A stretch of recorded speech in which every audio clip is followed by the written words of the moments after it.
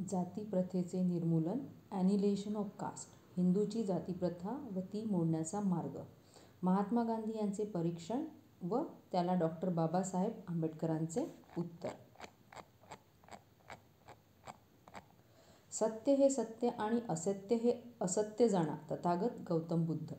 जो विवेक करू शकत नाही तो धर्मार्ध होय. जो विवेक करू शकत नाही तो मूर्ख होय. जो विवेक करण्याचे धैर्य दाखवित नाही तो गुलाम होय. एच. डुमंट. डॉक्टर बाबासाहेब आंबेडकरांनी लिहिलेली दुसऱ्या आवृत्तीची प्रस्तावना. मी हे भाषण मुख्यत्वे हिंदू जनतेचा विचार मनात ठेवून तयार करण्यात आले होते.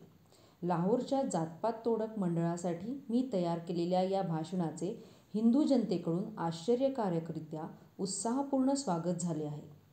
1500 प्रतीची पहिली आवृत्ती प्रकाशित झाली व 2 महिन्याच्या आत संपली. या भाषणाचे गुजरातीमध्ये व तामिळमध्ये अनुवाद होत आहेत. मराठी, हिंदी, पंजाबी व मल्याळममध्ये त्यांचे अनुवाद झाले आहे. इंग्रजी पुस्तकांची मागणी अद्याप न ओसरता चालू आहे. जरी मला सरळ निवेदनाच्या शैलीत हा निबंध पुन्हा लिहून काढावा असे सांगण्यात आले असले तरी या भाषणाला ऐतिहासिक महत्त्व असल्यामुळे व मला विनंती करण्यात आल्यामुळे मला हा निबंध मूळ रूपात म्हणजे भाषणाच्या रूपातच ठेवावा लागत आहे. 1. या आवृत्तीची मी 2 परिशिष्टांची भर घातली आहे. श्री गांधी यांनी हरिजनमध्ये माझ्या भाषणावर परीक्षणवजा लिहिलेले 2 लेख आणि जातपात तोडक मंडळाचे एक सभासद श्री संतराम यांनी लिहिलेले पत्र मी परिशिष्ट 1 मध्ये घेतले आहे. श्री गांधी यांच्या परिशिष्ट 1 मधील लेखांच्या उत्तरादाखल मी माझी मते परिशिष्ट 2 मध्ये छापली आहेत. 2. मी गांधी यांच्या व्यतिरिक्त इतर अनेकांनी माझ्या भाषणात मी अपेक्षा केल्याप्रमाणे माझ्या मतावर प्रतिकूल टीका केलेली आहे. परंतु अशा प्रतिकूल अभिप्रायांची दखल घेताना मी श्री गांधी यांच्यापुरतेच स्वतःला मर्यादित ठेवावे असे मला वाटते. मी असे करण्याचे कारण ते जे काही बोलले आहेत ते उत्तर देण्याच्या लायकीचे आहे म्हणून नव्हे, तर अनेक हिंदूंना ते धर्मगुरू वाटतात, इतके महान की ते जेव्हा तोंड उघडतात तेव्हा वादविवाद थांबला पाहिजे व कोणतेही कुत्रे भुंकता कामा नये अशी अपेक्षा करण्यात येत असते म्हणून. परंतु पोपच्या तोंडावर वादविवाद करण्याचे व तो अप्रमादशील नाही असे घोषित करण्याचे धाडस करणाऱ्या बंडखोराचे जग फार ऋणी आहे. प्रत्येक पुरोगामी समाजाने त्याच्या बंडखोरांना किती श्रेय दिले याची मी फिकीर करीत नाही. हिंदू हे भारताचे आजारी लोक आहेत व त्यांचे आजारपण इतर भारतीयांच्या आरोग्याला व सुखाला हानी पोहोचवत आहे एवढे जरी मला हिंदूंच्या लक्षात आणून देता आले तरी मला समाधान वाटेल. Doctor B.R. आंबेडकर. तिसऱ्या आवृत्तीची प्रस्तावना. या निबंधाची दुसरी आवृत्ती 1937 मध्ये निघाली व अगदी अल्प कालावधीत संपली. फार काळापासून नवीन आवृत्तीची मागणी होत आहे. मे 1917च्या इंडियन ॲक्टिक्वेरी जर्नल च्या अंकात आलेल्या caste in India, their origin and their mechanism नावाच्या माझ्या दुसऱ्या प्रबंधाचा यात समावेश करून हा निबंध पुन्हा लिहून काढण्याचा माझा विचार होता. परंतु मला वेळ मिळू शकला नसल्यामुळे व तसे करणे मला जमेल याची फारच थोडी शक्यता असल्यामुळे व लोकांकडून व तसे करणे मला जमेल याची फारच थोडी शक्यता असल्यामुळे व लोकांकडून याची सतत मागणी होत असल्यामुळे मी केवळ दुसऱ्या आवृत्तीचे पुनर्मुद्रण करण्यातच समाधान मानत आहे. हा प्रबंध इतका लोकप्रिय झाल्याचे पाहून आनंद वाटतो व तो ज्या हेतूने तयार करण्यात आला तो हेतू साध्य करण्यासाठी त्याचा उपयोग होईल अशी मला आशा वाटते. Doctor B.R. Ambedkar, 1 December 1944, 22 Prithviraj road, नवी दिल्ली. पूर्व इतिहास. 12 डिसेंबर 1935 रोजी मला श्री संतराम, सचिव, लाहोरचे जातपात तोडक मंडळ यांचे पुढील पत्र मिळाले. प्रिय डॉक्टर साहेब, 5 डिसेंबरच्या आपल्या पत्राबद्दल अनेक धन्यवाद. त्या पत्राला प्रसिद्धी दिल्याने कोणतीही हानी होणार नाही असे दिसून आल्याने आपली परवानगी न घेता मी ते वृत्तपत्राकडे प्रसिद्ध करण्यासाठी दिले. त्याबद्दल मी आपली क्षमा मागतो. आपण थोर विचारवंत आहात आणि जातीच्या प्रश्नाचा आपण जितका सखोल अभ्यास केला आहे तितका दुसरा कोणीही केला नाही असे माझे पूर्ण विचारांती मत झालेले आहे. आपल्या विचारांचा मला स्वतःला व आमच्या मंडळाला नेहमीच फायदा झाला आहे. क्रांतीमध्ये मी त्याचे अनेकदा स्पष्टीकरण दिलेले आहे व आपल्या विचारांची शिफारस केली आहे. मी आपल्या विचारांवर अनेक परिषदांमध्ये व्याख्याने देखील दिलेली आहेत. जातीपद्धती ही ज्यावर आधारलेली आहे त्या धार्मिक कल्पना नामशेष केल्याशिवाय जाती तोडणे शक्य नाही या आपल्या नव्या विचारसूत्राचे स्पष्टीकरण वाचण्यास मी आता अत्यंत उत्सुक आहे. कृपया आपण शक्य तितकी सवड काढून सविस्तर स्पष्टीकरण करावे जेणेकरून आम्हाला ते विचार घेऊन वृत्तपत्रातून व व्यासपीठांवरून जोरदारपणे मांडता येतील. सध्या तो विचार मला पूर्णपणे स्पष्ट झालेला नाही. आमच्या वार्षिक परिषदेसाठी आपण अध्यक्ष म्हणून राहावे असा आमच्या मंडळाच्या कार्यकारिणीचा आग्रह आहे. आपल्या सोयीनुसार व्हावे म्हणून आम्ही आमच्या तारखा बदलू शकतो. पंजाबमधील स्वतंत्र मतवादी हरिजन आपणास भेटण्यास व त्यांच्या योजनांविषयी आपल्याशी चर्चा करण्यास अत्यंत उत्सुक आहेत.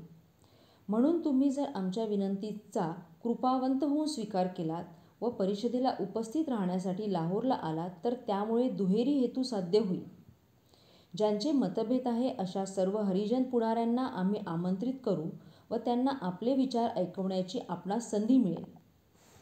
आपणास ख्रिसमसमध्ये मुंबईत भेटावे व आपण कृपया आमची विनंती मान्य करावी व कार्यक्रमाविषयी आपली खात्री पटवून द्यावी या दृष्टीने सर्व परिस्थितीची आपल्याशी चर्चा करण्यासाठी मंडळाने श्री इंद्रसिंह सहाय्यक सचिव यांना प्रतिनिधी म्हणून नेमले आहे. हिंदूंमधील जातीपद्धती नष्ट करणे हे एकमेव ध्येय असलेली जातपात तोडक मंडळ ही सवर्ण हिंदू समाजसुधारकांची एक संघटना आहे असे मला सांगण्यात आले होते. सामान्यतः सवर्ण हिंदूंनी चालविलेल्या चळवळीत कसलाही भाग घेणे मला आवडत नाही. सामाजिक सुधारणाबाबतचा त्यांचा दृष्टिकोन माझ्या दृष्टिकोनापेक्षा इतका वेगळा आहे की त्यांच्यासोबत काम करणे कठीण आहे असे मला दिसून आले आहे. खरोखर आमच्या मतभेदांमुळे त्यांची संगत मला अगदी दुस्सह्य होते असे मला दिसून आले आहे. त्यामुळे मंडळाने जेव्हा माझ्याशी प्रथम संपर्क साधला तेव्हा मी अध्यक्षपद स्वीकारण्याबद्दलचे त्यांचे आमंत्रण नाकारले. तथापि मंडळाने माझा नकार मान्य केला नाही व मी आमंत्रण स्वीकारावे यासाठी मला आग्रह करण्याकरता त्यांच्या सभासदांपैकी एक सभासद मुंबईला पाठवला. अखेरीस मी अध्यक्षपद स्वीकारण्याचे कबूल केले. वार्षिक परिषद लाहोर येथे मंडळाच्या हेडक्वार्टरच्या ठिकाणी भरणार होती. ही परिषद ईस्टरमध्ये होणार होती परंतु नंतर ती मे 1936च्या मध्यावधीत पुढे ढकलण्यात आली. मंडळाच्या स्वागत समितीने आता ती परिषद रद्द केली आहे. माझे अध्यक्षीय भाषण छापण्यात आल्यानंतर बराच कालावधी उलटून गेल्यावर ते रद्द केल्याचे कळविण्यात आले. या भाषणाच्या प्रती आता माझ्याकडे पडून आहेत. हे भाषण अध्यक्षपदावरून देण्याची संधी मला मिळाली नाही. त्यामुळे जातीव्यवस्थेचे निर्माण झालेल्या प्रश्नावर माझी काय मते आहेत ते समजण्यास लोकांना कसला वाव नव्हता. ती मते लोकांना समजून यावीत तसेच माझ्याकडे पडून असलेल्या छापील प्रतींची विल्हेवाट लावावी या हेतूने या भाषणाच्या छापील प्रती बाजारात आणण्याचे मी ठरवले. यासोबतची पृष्ठे त्या भाषणात हस्तलिखिताची आहेत. परिषदेचे अध्यक्ष म्हणून झालेली माझी नेमणूक कोणत्या कारणामुळे रद्द झाली हे जाणून घेण्यास लोक उत्सुक असतील. सुरुवातीला भाषण छापण्यावरून वाद झाला. भाषण मुंबईत छापले जावे अशी माझी इच्छा होती तर काटकसर करण्यासाठी ते लाहोर येथे छापले जावे अशी मंडळाची इच्छा होती. त्यास मी सहमत झालो नाही. मी ते मुंबईत छापावे असा आग्रह धरला. माझी सूचना मान्य करण्याऐवजी मंडळाच्या अनेक सभासदांनी सह्या केलेले एक पत्र मला पाठवण्यात आले. त्यातून मी पुढील भाग देत आहे. 27/3/1936 पूज्य डॉक्टरजी, श्री संत रामजीच्या नावे लिहिलेले तुमचे दिनांक 24चे पत्र आम्हाला दाखविण्यात आले. ते वाचून आमची थोडेसे निराशा झाली. येथे निर्माण झालेल्या परिस्थितीची कदाचित आपणास पूर्ण कल्पना नसेल. पंजाबमधील बहुतेक सर्व हिंदू आपणास या प्रांतात आमंत्रित करण्याविरुद्ध आहेत. जातपात तोडक मंडळाला अत्यंत कटू टीकेला तोंड द्यावे लागत आहे व सर्व क्षेत्रातून निंदाजनक शिवीगाळ होत आहे. मंडळाने घेतलेल्या या निर्णयामुळे सर्व हिंदू पुढारी ज्यामध्ये भाई परमानंद MLA, माजी अध्यक्ष हिंदू महासभा, महात्मा हंसराज, डॉक्टर गोकलचंद नारक, स्थानिक स्वराज्य मंत्री राजा नरेंद्रनाथ MLC, इत्यादींनी मंडळाशी असलेला संबंध तोडला आहे. हे सर्व असले तरी जातपात तोडक मंडळाच्या चालकांनी, ज्यामध्ये श्री संतराम हे अग्रणी आहेत, येईल त्या परिस्थितीला तोंड द्यायचे ठरवले आहे. परंतु ते अध्यक्षपदाचा विचार सोडून देणार नाहीत. मंडळाची बदनामी झाली आहे. अशा परिस्थितीत मंडळाला सहकार्य करणे हे आपले कर्तव्य ठरते. एका बाजूस हिंदूंनी मंडळाला इतका त्रास व कष्ट सोसायला लावले आहेत व जर दुसऱ्या बाजूस तुम्हीसुद्धा त्यांच्या अडचणीत भर घालत असाल तर मंडळासाठी ही गोष्ट दुर्भाग्यपूर्ण व अत्यंत दुःखदायक ठरेल. आपण याबाबतीत विचार करून आपणा सर्वांसाठी जे योग्य असेल ते कराल अशी आम्हाला आशा वाटते. या पत्राने मला अगदी कोड्यात टाकले. भाषण छापण्याच्या बाबतीत थोड्याशा रुपयांसाठी मंडळाने मला का नाराज करावे हे मला समजेना. दुसरी गोष्ट, सर गोकलचंद नारक यांच्यासारख्या माणसाने माझी अध्यक्ष म्हणून निवड झाली म्हणून खरोखर राजीनामा दिला यावर मी विश्वास ठेवू शकत नव्हतो.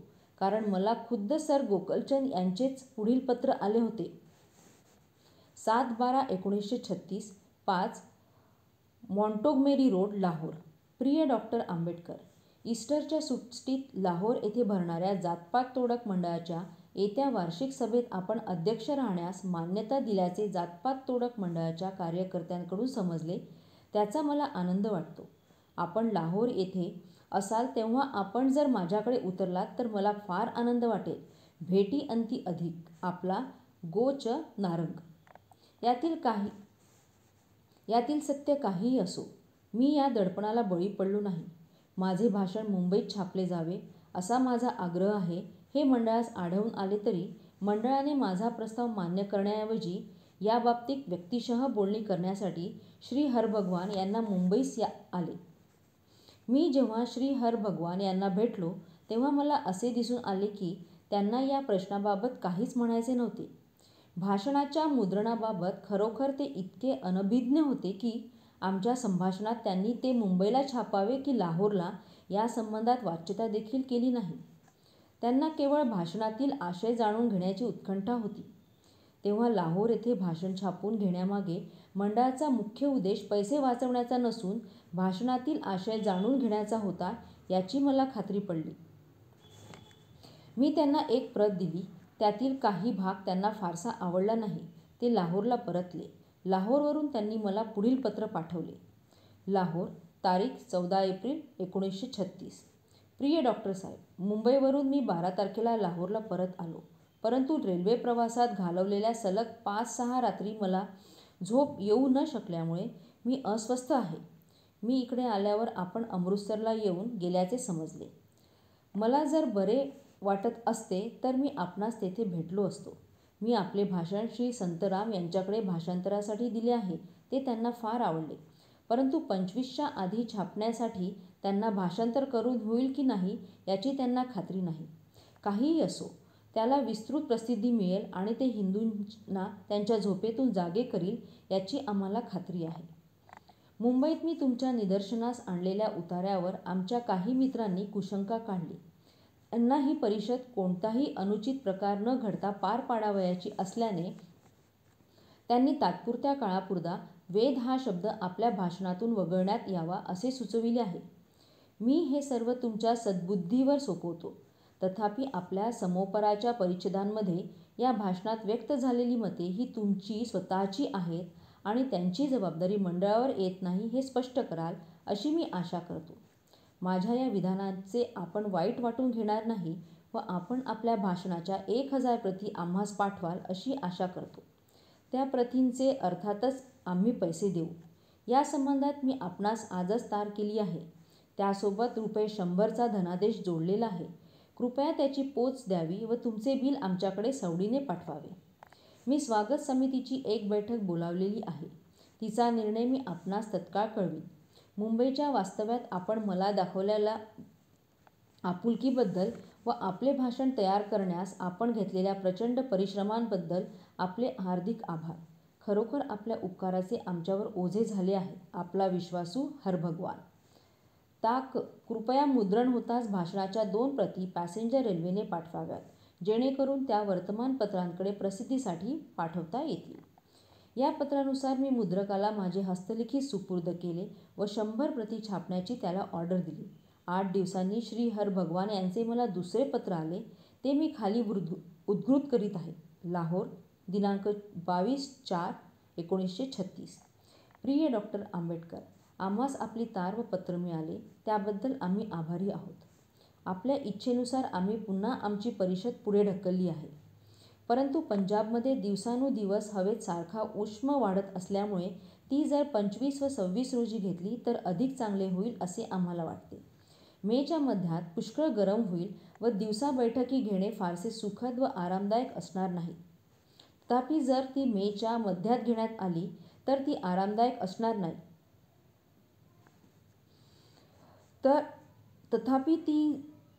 जर ती मेच्या मध्यात घेण्यात आली तर ती आरामदायक कशी होईल याची आम्ही सर्वतोपरी व्यवस्था करू.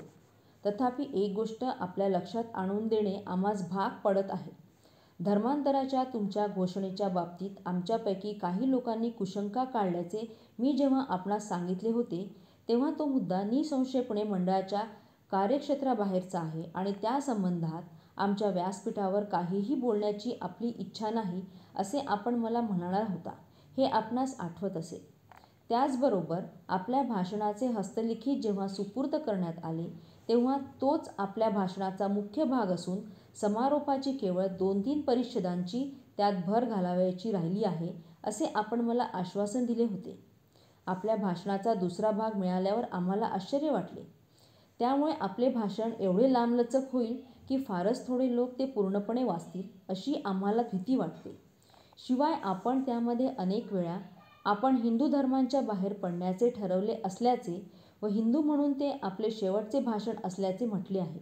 तसेच आपण वेदांच्या व हिंदूच्या इतर धर्मग्रंथांच्या नीतीवर व योग्यतेवर अनावश्यकपणे हल्ला चढवलेला आहे आणि हिंदू धर्माच्या तांत्रिक बाजूचा विस्तारपूर्वक समाचार घेतलेला आहे. त्याचा विवाद्य समस्येशी निखालसपणे काहीही संबंध नाही. तो इतका की काही उतारे अप्रस्तुत व मुद्दा सोडून आहेत. आपण मला जो भाषणाचा भाग दिला होता त्या भागांपुरतेच आपले भाषण मर्यादित ठेवले असते. आपण जे ब्राह्मणवादावर इत्यादी लिहिले होते तेवढ्यापुरते ते मर्यादित ठेवले असते तर त्याचा आम्हाला फार आनंद झाला असता. हिंदू धर्माचे पूर्ण निर्मूलन व हिंदूंच्या पवित्र ग्रंथाच्या नीतीवरील शंका यांचा परामर्श घेणारा शेवटचा भाग, तसेच हिंदू धर्म सोडण्याची आपली इच्छा दर्शविणारी ईशा मला प्रस्तुत वाटत नाही.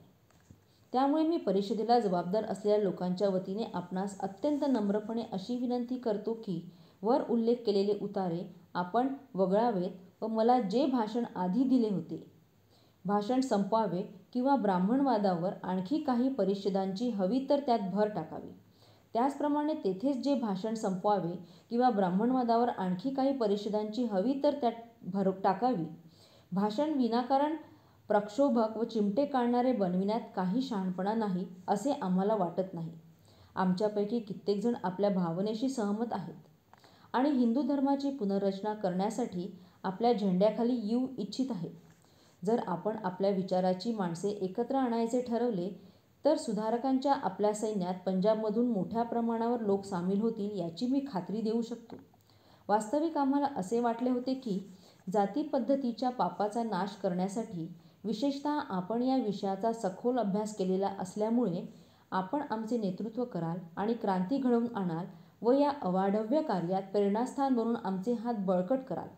परंतु आपण ज्या स्वरूपाची घोषणा केली आहे त्या घोषणेचा पुनरुच्चार करण्यात आल्यामुळे तिचे महत्त्व कमी झाले आहे व तो हास्यास्पद शब्द बनला आहे. अशा परिस्थितीत आपण सर्व बाबींचा विचार करावा व जातीपद्धतीचा नाश करण्याच्या ध्येयासाठी हिंदू जर उत्सुक असतील मग त्यांना त्यांच्या आप्तस्वकीयांचा व धार्मिक कल्पनांचा त्याग करावा लागला तरी बेहत्तर. तर त्या कार्यात प्रमुख भूमिका बजावण्यात मला आनंदच वाटेल असे म्हणून आपले भाषण अधिक प्रभावी बनवावे. आपण जर असे केले तर मला वाटते अशा प्रयत्नात आपणास पंजाबकडून तत्काळ प्रतिसाद मिळेल.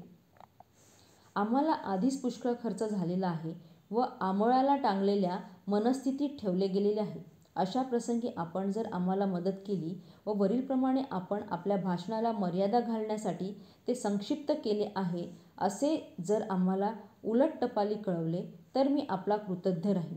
यदाकदाचित आपण तरीही ते भाषण संपूर्णपणे छापण्याचा आग्रह धरत असाल तर मात्र ते शक्य होणार नाही. कदाचित आम्ही परिषद घेणे उचित ठरणार नाही व आम्हाला परिषद कायमची पुढे ढकलावी लागेल याचे आम्हाला फार वाईट वाटते. असे केले तर परिषद पुढे ढकलल्यामुळे आम्हाला लोकांच्या सदिच्छा गमवाव्या लागतील. तथापि आम्ही हे आपल्या निदर्शनास आणू इच्छितो की जाती पद्धतीवर असा विलक्षण प्रबंध लिहून आपण आमच्या हृदयात स्थान कोरले आहे. हा प्रबंध आतापर्यंत लिहिल्या गेलेल्या प्रबंधापेक्षा सरस आहे व सांगावयाचे म्हणजे तो पुढील पिढ्यांना मौल्यवान वारसा ठरेल. तो तयार करण्यासाठी आपण घेतलेल्या परिश्रमांबद्दल आम्ही आपले कायमचे ऋणी आहोत. आपल्या आपुलकीबद्दल व सदिच्छांबद्दल आपले अत्यंत आभारी आहोत. आपला विश्वासू हरभगवान. या पत्राला मी पुढीलप्रमाणे उत्तर पाठवले. 27 एप्रिल 1936. श्री हर भगवान. आपले दिनांक 22 एप्रिलचे पत्र मला मिळाले. मी जर आपले भाषण संपूर्णपणे छापण्याचा आग्रह धरला तर जातपात तोडक मंडळाच्या स्वागत समितीला परिषद कायमची पुढे ढकलावी लागेल याची मी सखेद नोंद घेतो.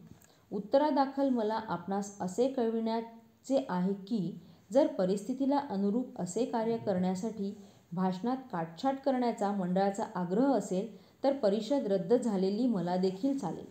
मला संदिग्ध शब्द वापरणे आवडत नाही. तुम्हाला माझा निर्णय पसंत पडणार नाही. परंतु प्रत्येक अध्यक्षाला त्याचे भाषण तयार करण्याचे जे स्वातंत्र्य असते त्या स्वातंत्र्याचा परिषदेचा अध्यक्ष होण्याचा मान मिळवण्यासाठी मी त्याग करू शकत नाही. प्रत्येक परिषदेच्या अध्यक्षाचे तो ज्या परिषदेचा अध्यक्ष आहे त्या परिषदेला त्याला योग्य व उचित वाटणारे नेतृत्व देण्यासाठी त्या परिषदेप्रती काही कर्तव्य असते. त्या कर्तव्याचा परिषदेला खुश करण्यासाठी मी त्याग करू शकत नाही. हा प्रश्न सिद्धांताचा आहे आणि मी याबाबतीत कोणत्याही प्रकारे तडजोड करू इच्छित नाही. स्वागत समितीने घेतलेल्या निर्णयांच्या औचित्यासंबंधात मी कोणत्याही प्रकारच्या विरोधात शिरलो नसतो. परंतु माझ्यावर ठपका ठेवणारी काही कारणे आपण दिली आहेत त्यामुळे त्यास उत्तर देणे मला भाग आहे. पहिली गोष्ट, समितीने ज्यावर आक्षेप घेतलेला आहे त्या भाषणातील भागात अंतर्भूत असलेली मते पाहून मंडळाला आश्चर्य वाटले या कल्पनेने मला निरसन केले पाहिजे. श्री संतराम यांच्या पत्रांना उत्तर देताना मी तेव्हा म्हणालो होतो, मला खात्रीपूर्वक आठवते की जाती पद्धती मोडण्याचा खरा मार्ग सहभोजने व आंतरजातीय विवाह घडवून आणणे हा नव्हे तर ज्यावर जात आधारलेली आहे त्या धार्मिक कल्पनांचा नाश करणे हा होय. आणि श्री संतराम यांनी मी जे म्हणालो तो अत्यंत नाविन्यपूर्ण दृष्टिकोन आहे असे सांगून त्याचे स्पष्टीकरण करण्याची मला उत्तरादाखल विनंती केली होती. श्री संतराम यांच्याकडून करण्यात आलेल्या त्या मागणीस प्रतिसाद म्हणून मी त्यांना माझ्या पत्रात जे एका वाक्यात सांगितले होते त्याचा माझ्या भाषणात विस्तार करून सांगणे माझे कर्तव्य आहे असे मला वाटते. त्यामुळे भाषणात व्यक्त झालेली मते नवीन आहेत असे तुम्ही म्हणू शकत नाही. काहीही असो, तुमच्या मंडळाचे चालते बोलते चैतन्य आणि अग्रगामी प्रकाश असलेले श्री संतराम यांना ती नवीन नाहीत. परंतु मी आणखी पुढे जाऊन असे म्हणतो की माझ्या भाषणाचा हा भाग केवळ मला लिहावा वाटला म्हणून मी लिहिलेला नाही. युक्तिवाद पूर्ण करण्यासाठी मला तो अत्यंत आवश्यक वाटल्यामुळे मी तो लिहिला. तुमची समिती ज्यास अप्रस्तुत व मुद्दा सोडून असलेला म्हणून आक्षेप घेते तो भाषणातील भाग आपण दुरुस्त करू इच्छिता हे वाचून मला आश्चर्य वाटले. मी एक वकील आहे व तुमच्या समितीतील सदस्याला प्रस्तुततेचे नियम जितके कळतात तितकेच मला देखील समजतात. मी अत्यंत ठामपणे असे नमूद करीन की आक्षेप घेण्यात आलेला मजकूर हा केवळ अत्यंत समर्पकच नाही तर तो महत्त्वाचा देखील आहे. त्या भाषणाच्या भागात जातीपद्धती निर्मूलनाच्या मार्ग व साधने यांची मी चर्चा केली आहे. जाती नष्ट करण्याचा उत्तम मार्ग मी काढलेला निष्कर्ष हा हादरा देणारा व दुःखद आहे. माझे विश्लेषण चुकीचे आहे असे म्हणण्याचा तुम्हाला हक्क आहे. परंतु जातीच्या प्रश्नाचा परामर्श घेणाऱ्या या भाषणात जात कशी नष्ट करता येऊ शकेल याची चर्चा करण्यास मला मोकळीक नाही असे तुम्ही म्हणू शकत नाही. तुमची दुसरी तक्रार भाषणाच्या लांबलचकपणाबद्दल आहे. मी त्या आरोपाबद्दल त्या भाषणातच क्षमा मागितलेली आहे. त्यासाठी खरोखर कोण जबाबदार आहे? तुम्हाला वस्तुस्थितीची कदाचित उशिरा जाणीव झाली असावी अशी मला आशंका आहे. अन्यथा तुम्हाला माहीत असायला हवे होते की मला विस्तृत प्रबंध तयार करण्यासाठी स्वतःला गुंतविण्यास वेळही नाही किंवा तितकी शक्तीही नाही. त्यामुळे माझ्या स्वतःच्या सोयीसाठी मी छोटे भाषण लिहिण्याचे योजले होते. मंडळाने मला या विषयाचा सांगोपांग परामर्श घेण्याची विनंती केली व मंडळानेच जाती पद्धतीशी संबंधित प्रश्नांची सूची माझ्याकडे पाठवली व त्या प्रश्नांना माझ्या भाषणात उत्तर देण्याची विनंती केली. कारण ते प्रश्न मंडळ व त्याचे विरोधक यांच्यामधील विरोधात नेहमी उपस्थित केले जाणारे प्रश्न होते व त्या प्रश्नांना समाधानकारक उत्तर देणे मंडळाला कठीण जात होते. या संदर्भात मंडळाच्या इच्छांची पूर्ती करण्याचा प्रयत्न भाषण लांबलेले आहेत. मला खात्री वाटते की भाषणाच्या लांबलचकपणाबद्दलचा दोष माझा नाही ही गोष्ट तुम्हाला मान्य होईल. हिंदू धर्म नष्ट करण्याचे मी बोलल्यामुळे तुमचे मंडळ इतके निराश होईल याची मला अपेक्षा नव्हती. मला वाटते केवळ मूर्खांनाच शब्दाची भीती वाटत असते. परंतु लोकांच्या मनात गैरसमज निर्माण होऊ नये म्हणून मी धर्म व धर्माचा नाश याचा कोणता अर्थ मला अभिप्रेत आहे याचा खुलासा करण्यासाठी पुष्कळ श्रम घेतलेले आहेत. मला खात्री आहे की माझे भाषण वाचल्यावर माझ्या बाबतीत कोणाचाही गैरसमज होणे शक्य नाही. तुमच्या मंडळाने धर्माचा नाश इत्यादी केवळ शब्दांचीच धास्ती घेतलेली असावी. त्याबाबत मंडळ काहीही स्पष्टीकरण देवो. आता मंडळ माझ्या मनातून उतरलेले आहे. जे लोक सुधारकाची भूमिका घेतात व नंतर त्या भूमिकेचे तर्कसंगत परिणाम देखील पाहण्याचे नाकारतात त्या माणसांबद्दल कोणालाही कसलाही आदर किंवा सद्भावना वाटू शकत नाही. माझे भाषण तयार करताना कोणत्याही प्रकारे मला मर्यादा घालून घेण्याचे मी मान्य केलेले नव्हते आणि माझ्या भाषणात काय असावे व काय असू नये याची देखील मी व मंडळ यांच्यामध्ये कधीच चर्चा झाली नव्हती हे तुम्ही मान्य कराल. या विषयावरील माझी जी मते आहेत ती मते या भाषणात व्यक्त करण्यास मी मुक्त आहे असे मी नेहमीच गृहीत धरलेले होते. खरोखर तुम्ही 9 एप्रिल रोजी मुंबईस येईपर्यंत मी कोणत्या स्वरूपाचे भाषण तयार करीत आहे याची मंडळाला कल्पना नव्हती. तुम्ही जेव्हा मुंबईला आला होता तेव्हा मी स्वेच्छेने तुम्हाला सांगितले होते की दलित वर्गाच्या धर्मांतरावरील माझ्या मतांचा प्रचार करण्यासाठी मला तुमच्या व्यासपीठाचा वापर करण्याची मुळीच इच्छा नाही. मला वाटते मी ते आश्वासन भाषण तयार करताना काटेकोरपणे पाळलेले आहे. अप्रत्यक्ष स्वरूपाच्या ओझरत्या संदर्भापलीकडे तेथे मी म्हणालो आहे की मला क्षमा करा मी येथे असणार नाही इत्यादी. मी माझ्या भाषणात विषयांसंबंधी काहीही म्हटले नाही. मी जेव्हा तुम्हाला अशा ओझरत्या व इत्या अप्रत्यक्ष संदर्भावर देखील आक्षेप घेताना पाहतो तेव्हा मला विचारणे भाग आहे. तुमच्या परिषदेचे अध्यक्षपद स्वीकारण्यास मी सहमत झालो म्हणून दलित वर्गांनी धर्मांतर करण्यासंबंधीतील माझी मते रद्द करण्यास किंवा सोडून देण्यास मी सहमत होईन असे तुम्हाला वाटले की काय? तुम्हाला जर तसे वाटले असेल तर मला तुम्हाला सांगितले पाहिजे की तुमच्याकडून झालेल्या या प्रकारच्या चुकीला मी कोणत्याही प्रकारे जबाबदार नाही.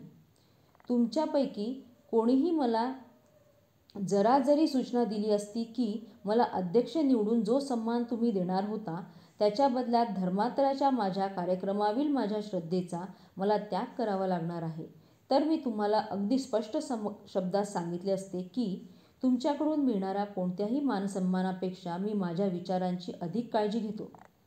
तुमच्या 14 तारखेच्या पत्रानंतर आलेल्या या तुमच्या पत्राचे मला आश्चर्य वाटते. मला खात्री आहे की जो कोणी ते वाचेल त्यालाही तसेच वाटेल. स्वागत समितीच्या बाजूने झालेल्या या अचानक मतांतरांची मला संगती लागूच शकत नाही. तुम्ही 14 तारखेचे पत्र लिहिले तेव्हा समितीपुढे असलेल्या कच्च्या मसुद्यामध्ये व ज्याद्वारे माझे उत्तर घेण्यात आले त्या तुमच्या पत्रात ज्यावर मला समितीचा निर्णय कळविण्यात आला त्या अंतिम मसुद्यात आशयाच्या बाबतीत कसलाच फरक नाही. आधीच्या मसुद्यात अंतर्भूत नसलेला एकही नवीन विचार अंतिम मसुद्यात तुम्ही दर्शवू शकत नाही. विचार तेच आहे, फरक एवढाच आहे की अंतिम मसुद्यात ते तपशीलवार लिहून काढण्यात आले आहे. भाषणावर जर काही आक्षेप घ्यायचा होता तर तुम्हाला 14 तारखेलाच तसे करता येऊ शकत होते, परंतु तुम्ही तसे केले नाही. उलट तुम्ही सुचवलेले शाब्दिक बदल मी स्वीकारावेत की न स्वीकारावेत याचे स्वातंत्र्य माझ्यावर सोपवून तुम्ही मला 1000 प्रती छापण्यास सांगितले. त्यानुसार मी 1000 प्रती छापवून घेतल्या असून त्या आता माझ्याजवळ पडून आहेत. 8 दिवसानंतर तुमच्या भाषणावर आक्षेप आहे आणि जर भाषण दुरुस्त केले गेले नाही तर परिषद रद्द केली जाईल असे तुम्ही लिहिता. भाषणात आता कसल्याही दुरुस्तीची आशा नाही हे तुम्हाला माहीत असायला हवे होते. तुम्ही मुंबईत होता तेव्हा मी तुम्हाला म्हणालो होतो की मी स्वल्पविरामसुद्धा बदलणार नाही, म्हणजेच माझ्या भाषणावर कोणतीही सेन्सॉरशिप चालू देणार नाही. माझ्याकडून जसे येईल तसे भाषण तुम्हाला स्वीकारावे लागेल. भाषणात व्यक्त झालेली मते ही सर्वस्वी माझी आहेत आणि ती मते परिषदेला पसंत पडली नाहीत म्हणून परिषदेने जरी त्यांचा निषेध करणारा ठराव मांडला तरी मला त्याचे वाईट वाटणार नाही, असे देखील तुम्हाला सांगितले होते. माझ्या मतांची जबाबदारी स्वीकारण्यापासून मंडळाला मुक्त करण्यासाठी मी चिंतातूर होतो आणि तुमच्या परिषदेशी आलेल्या घनिष्ठ संबंधात मी अडकून पडू नये या उद्देशाने मी तुम्हाला सुचवले होते की मी माझे भाषण अध्यक्षीय भाषण म्हणून न समजता एक प्रकारचे उद्घाटनपर भाषण म्हणून समजण्यात यावे व मंडळाने अध्यक्ष म्हणून कोणा दुसऱ्यास शोधावे आणि ठराव करावे. समितीशिवाय तिच्या जागी दुसरे कोणीही 14 तारखेला निर्णय घेऊ शकले नसते. समिती तसे करण्यात अपयशी ठरली व दरम्यान मुद्रणाचा खर्च करण्यात आला. समितीकडून जरा अधिक ठामपणे जर निर्णय घेण्यात आला असता तर तो खर्च वाचवता आला असता. भाषणात व्यक्त केलेल्या माझ्या मतांशी तुमच्या परिषदेच्या निर्णयाचा फारसा संबंध नाही अशी मला खात्री वाटते. अमृतसर येथे भरलेल्या शीख प्रचार परिषदेतील माझ्या उपस्थितीचा समितीच्या निर्णयाशी बराच संबंध आहे असे वाटण्यास बरीच कारणे आहेत.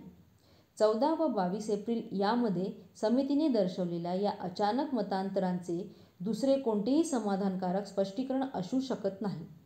मी हा विरोध लांबवू इच्छित नाही. माझ्या अध्यक्षतेखाली होणारे परिषदेचे अधिवेशन रद्द करण्यात आलेले आहे असे तुम्ही ताबडतोब जाहीर करा अशी मी तुम्हास विनंती करतो. सर्व शोभा निघून गेली आहे आणि आता तुमची समिती जरी माझे भाषण जसेच्या तसे संपूर्णपणे स्वीकारण्यास सहमत झाली तरी मी अध्यक्षपद स्वीकारण्याचे मान्य करणार नाही. भाषण तयार करण्यात मी घेतलेल्या परिश्रमांची आपण दखल घेतली त्याबद्दल आभारी आहे. जरी इतर कोणाला झाला नाही त्या परिश्रमांचा मला फायदा झाला. मला खेद वाटतो तो एवढाच की माझ्यामुळे जो ताण पडला तो ताण सहन करण्याजोगी माझी प्रकृती नसताना मला असे खडतर परिश्रम घ्यायला लावण्यात आले. आपला विश्वासू भी. रा. आंबेडकर. या पत्रव्यवहारावरून माझी अध्यक्ष म्हणून झालेली नेमणूक मंडळाला का रद्द करावी लागली याची कारणे उघड होतील आणि नेमका कोणाकडे दोष जातो ते वाचक ठरवतील. अध्यक्षाची मते मान्य नसल्यामुळे स्वागत समितीने अध्यक्षाची नेमणूक रद्द केल्याची ही पहिलीच वेळ असेल असे मला वाटते. परंतु तसे असो अगर नसो, सवर्ण हिंदूंकडून त्यांच्या परिषदेसाठी अध्यक्ष म्हणून आमंत्रण मिळण्याची माझ्या आयुष्यातील खचितच ही पहिलीच वेळ होती. त्याचा शेवट शोकांतिकेत झाला याचे दुःख होते. परंतु सवर्ण हिंदूतील सुधारणावादी लोक आणि अस्पृश्यातील स्वाभिमानी लोक यांच्यामधील अशा दुःख पर्यवसायी संबंधातून कोणाला काय अपेक्षा करता येणार. सवर्ण हिंदूतील सुधारणावादी लोकांना त्यांच्या रूढीवादी सहकाऱ्यांपासून अलग होण्याची इच्छा नाही तर अस्पृश्यातील स्वाभिमानी लोकांना सुधारणा घडवून आणण्याचा आग्रह धरण्याविना कसलाही पर्याय नाही. डॉ. भीमराव आंबेडकर, राजगृह, दादर, मुंबई 14 15 मे 1936.